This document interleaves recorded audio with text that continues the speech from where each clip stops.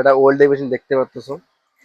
এর প্রবলেম হচ্ছে এটা যখন আমরা লাইন দিচ্ছি, দেখতে পারবা এই যে লাইন পাইলো, এই যে লাইন পাওয়ার পরে কিছুক্ষণ পরে ভোল্টেজ কমতেছে, এই ভোল্টেজ কমে বন্ধ হয়ে যাচ্ছে। এই দেখো আবার লাইটটা গ্লো বেশি করতেছে, এই এত গ্লো করবে না, যে পরিমাণ গ্লো করছে সেই পরিমাণ গ্লোটা করবে না। দেখছো অন হচ্ছে 5 সেকেন্ড চলতেছে কিন্তু বন্ধ হচ্ছে, কি প্রবলেম হচ্ছে আমরা কাজ করবো তারপর আপনারা জানাবো, ঠিক আছে বন্ধুরা। আমরা কাজ করি আপাতত। এর মধ্যে দেখতে পাচ্ছ এর ডবল ড্রাইভারটা বাস্ট হয়ে গেছে, এই ডবলটা চেঞ্জ করে কি না হচ্ছে আপনাদেরকে বলবো। দেখতে পাচ্ছেন ডবল ড্রাইভার খারাপ হয়ে গেছে, বাস্ট হয়ে গেছে, এখন কটা গেছে না গেছে দেখে জানাচ্ছে। দেখতে পাচ্ছেন ওয়েল্ডিং মেশিনটা এখন প্রপার এম্পিয়ার নিয়ে এসে প্রপার কাজ করতেছে।